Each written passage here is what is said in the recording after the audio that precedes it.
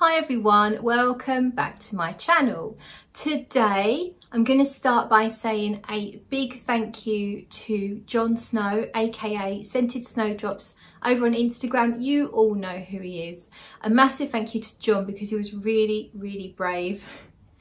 And Jon knows I can be quite critical, I can be quite fussy and hard to please, and he sent me a sample of his most favourite beloved fragrance, and no one likes to hear their most favourite beloved fragrance getting trashed, and Jon knows that I wouldn't let our friendship get in the way of an honest review.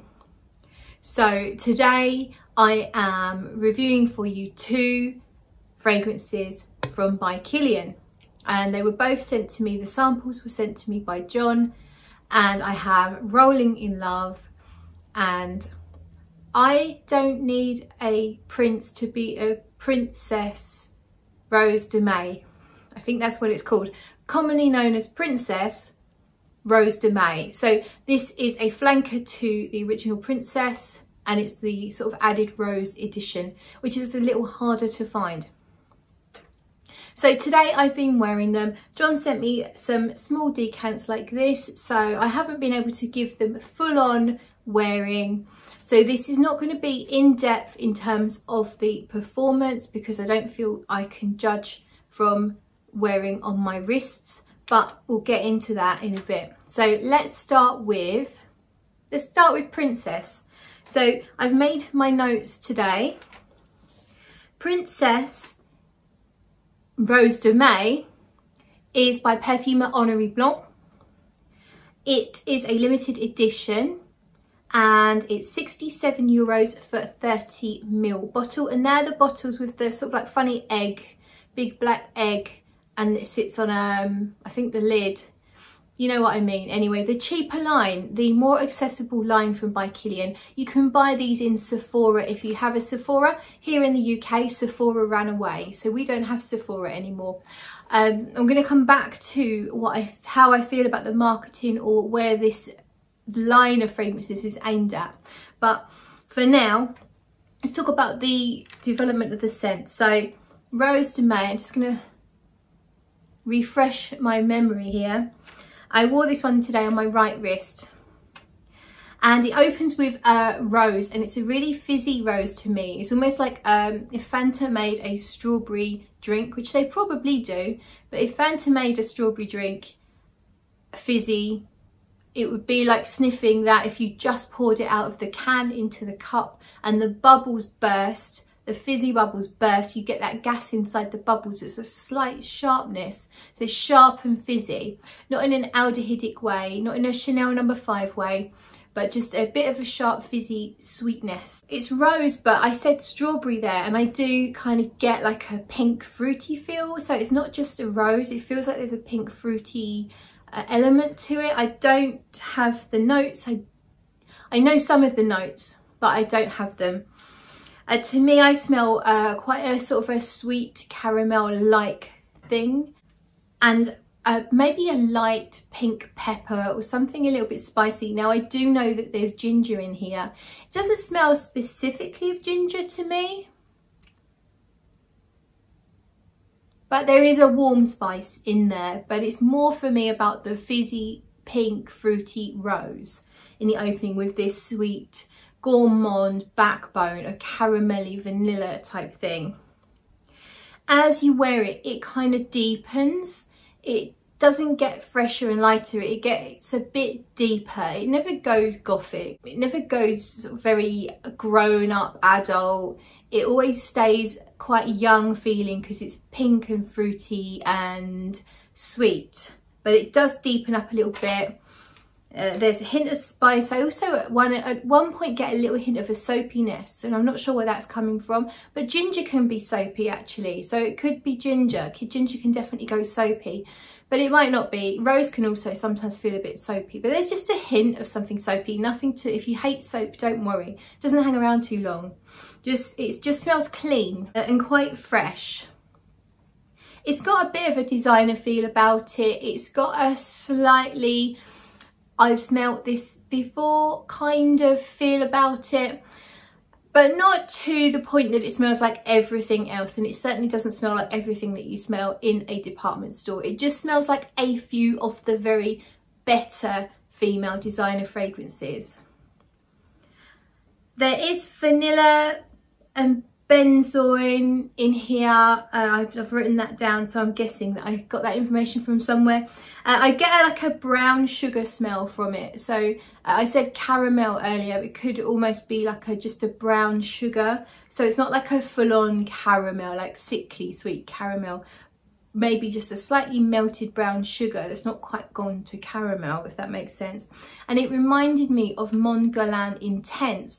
Not the lavender, but the vanilla tonka benzoin combination, the dry down, that sweet yet slightly salty sort of caramelish dry down that you get from Mont Guerlain. I think if you really love Mont Guerlain, you're probably going to love this one. It also, later in the development, it comes off sort of musky and clean. So like your freshly washed skin and just a tiny little bit of powder on top, maybe just a hint of lotion, just clean muskiness. Nothing dirty, no dirty musks, nothing challenging in here whatsoever, nothing at all. It's all sweetness and cleanness. I got a talcum powder like feel at the later stages as well. To me, it's to put it really basically, it's a sweet gourmand rose with a hint of spice. So if you like things like, if you like the is it the Montal or the Mancera, Rose is Greedy, Rose is Vanille. If you like Delina Exclusive, it's not as creamy, but it's ballpark of those things, or as I say, Mont Guerlain, but imagine it with rose, that kind of stuff. I also got I feel like there was a bit of violet in here. There's no violet listed, but it came off almost like a lipsticky fragrance, a little bit like Lipstick Rose from Frederic Malle. Just a little bit like that with all the sweetness, because Lipstick Rose has vanilla in it as well. And it kind of went there for a little while, which was really nice. And as I say, it just gets deeper as you wear it. And when I say deeper, I think what I mean is that the base notes, the sort of richer, sort of tonkery, vanilla, caramel type base notes just come through more. And the rose and the fizziness and the sweet, the sort of sharper sweet edges sort of fade away as those deeper base notes come through. Just get sort of almost like a musky, sugary feel on the skin. Now, I wore this all day. I work a 12-hour shift and it was on my skin. I didn't apply it directly at the beginning of my shift, but within the first hour. So I could still smell it on my skin 11 hours into the wear, not projecting massively. And don't forget, I only had a little bit just on my wrist. So on my skin, it lasted really, really well. Now, as I said at the beginning, 67 euros for 30 mils. I think that's a very good price for a very nice fragrance, which feels like an upper end designer fragrance. I think what Kilian are trying to do with the whole line here is, I think they're basically standing at the school gates with their drugs and they're trying to get the kids in, they're trying to get the kids hooked. I think that's why they're in Sephora with an affordable line of fragrances. Not just the youngsters, because obviously a lot of youngsters will shop in Sephora, but non-frag heads who would maybe just normally buy La Vie est Belle or Jean Paul Gaultier or Jimmy Choo. Lots of those people are going to go into Sephora and say, oh, look at these quirky bottles, let's have a sniff. And they're probably going to get these people on board because they're very nice fragrances. And yes, you get a little bit less juice for your money. You only get 30 mils at 67 euros, but it's a similar price point to other designer fragrances. So I think that's what Kilian are up to with this one.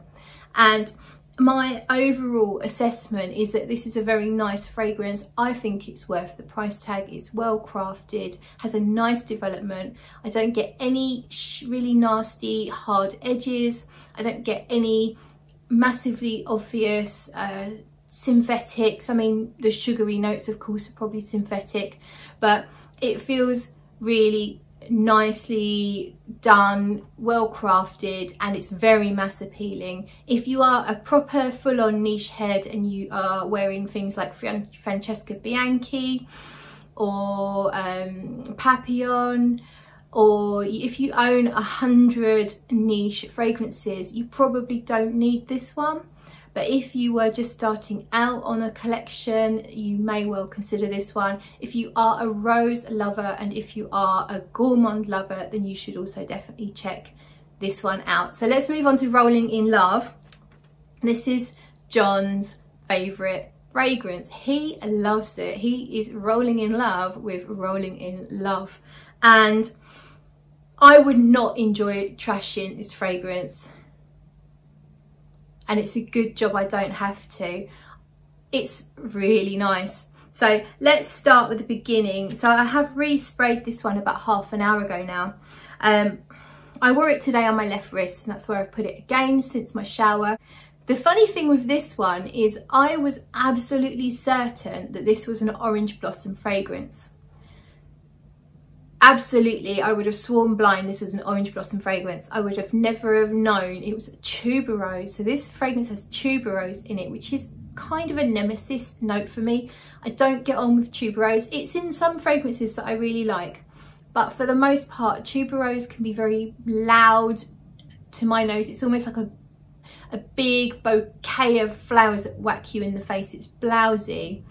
It's tits and arse out at the same time to me, tuberose. It's brassy, blonde, and leather and lace. You get what I mean? Tuberose to me can just be a bit too much. A bit too much. So I didn't look up the note. I knew that it had almond in it. I knew that it was a floral gourmand. I just applied it and went with it. I wore it the other day and then again today. And both times I was adamant that I was smelling orange blossom. It reminded me of Love Don't Be Shy from By Kilian, which is a rich, very rich orange blossom, like a little bit too rich for my taste, with a lovely marshmallow. And that is it's a gorgeous fragrance. I used to have I think I had a travel size, but it was a little bit rich for me in the end, and I sold it or swapped it or something. But it is a beautiful fragrance. So I was feeling like this is a lighter, easier to wear version of Love Don't Be Shy. And I wore it the other day, and I remember thinking, oh, the orange blossom is a little bit much in the opening. And that's what I've written here, or I've said light orange blossom, because it's not as rich as Love Don't Be Shy. And let's make it clear, there is no orange blossom listed. So I'm either talking about tuberose, or there's a secret ingredient of orange blossom, or maybe some jasmine. To me, it doesn't feel like a tuberose. It feels like a white floral that has some elements of orange blossom, although it's not particularly orangey smell, but it just has that orange blossom type scent. Maybe there's even some jasmine in here, not listed, but it feels like a white floral that's kind of light, not too heady. It's quite strong in the opening, but it's teamed with an almond biscotti. So it's listed as almond milk, but to me, I get a white floral with those Italian little tiny biscuits, you know, the ones you get on the side of a coffee. If your coffee shop is an Italian style coffee shop, you will often get a biscotti, and I love them. They're almond flavoured, so they're kind of like marzipan-y flavoured little tiny soft biscuits. I love them. I could eat lots of them. I don't know why they only give you one, because I always want more. I smell almond biscotti. I smell almond biscotti and a white floral accord. It's ever so lightly spicy, and it's creamy and musky and clean all at once. And then I actually timed it, so I re-sprayed on another part of my arm because I wanted to see how long this almond biscotti note lasted, and I got 2 minutes. So I think what happens is the actual sort of biscuity almond goes very quickly, and then you do get this lactonic feel, this milky creamy feel that lasts throughout quite a long time throughout the fragrance, but it's not almondy to me. So maybe it's an almond milk note, but to me it's an almond biscuit for 2 minutes, and then it's more of a milky creamy note. I don't really get a lot of almond from it at all. So if you're looking at this fragrance and thinking, oh, an almond fragrance, I'm totally going to be all over that. Don't expect the almond to last too long or be that noticeable, because it really wasn't on my skin. So opens with a floral almond biscotti. The biscotti disappears after 2 minutes, and it's a lightly spiced, creamy, musky, very clean. It gets smooth quite quickly. The floral element just ever so slowly over time. It calms down, it's not as noticeable. I'd say the opening of the fragrance is 50% floral, and as the time ticks by, the percentage of the floral slowly goes down. And I like it better when the floral becomes less prominent. The first hour, the floral is just a tiny bit too much for my taste, just a bit. I like it. I will happily wear it. I think it's a beautiful fragrance from the start, but I don't love it for that first 45 minutes to an hour, just because the floral is just a tiny bit too much. But then the floral slowly calms down, and what happens is you get this lovely muskiness. Now there's ambrette in here. Ambrette is a slightly sweet musky note, and it's a beautiful note actually. And there's also 7 different types of musk in this fragrance to make this musk skin-like accord, and it really works. It just does the trick. There's definitely some gourmand elements going on in here though. I can smell some kind of caramel, vanilla-y type thing. Not that dissimilar from the gourmand notes in the Princess one, but less sweet, much more subtle. This feels a lot more grown up to me. It goes quite clean. This one also has a soapy element, which I think may be coming from those musks that just give this lovely clean skin feel. But it's not, you know, scrubbed, sterile, straight out the shower skin. This is warm skin that's giving off its natural chemical smell. I say chemical smell, but all skin gives off a light smell. I actually find it quite pleasant. I actually quite enjoy the smell of my own skin, which is really cringy to say, but particularly when it's warmed up, when the sun hits my skin, and I'm sure it happens to everyone else, it kind of seems to release a scent which is musky. It's the only way of really describing it, but it's very distinctly me, and I notice it on other people as well. We all have our own skin scent that we give off. So when I say skin scent, when I talk about this fragrance, I don't mean it's close to the skin. I mean it smells like a lovely musky skin. I mean it smells more than that, of course. You still get the floral. The floral stays for absolutely ages. I don't really know. I didn't time it. Sometimes I time stuff, sometimes I don't. I timed the biscotti because that was important. But the floral does hang around. It just ever so slowly throughout the wearing, it just becomes lesser and lesser and lesser, and the musks become more and more and more. There is a little bit of a sugary element here, not a really sugary, super sweet, but just a lightly sugary, almost like a powdered sugar, or what we call icing sugar here in the UK, like a sprinkling of icing sugar going on with that lovely musky skin type feel. There's some iris in here, and that totally makes sense because it really works with the musks to give you that lovely sort of powdery, musky scent that's just so nice. I love a little bit of iris. There was a point in this fragrance where I've written pickle, and the reason being that it kind of turned slightly savoury on my skin, almost like smelling a pickle.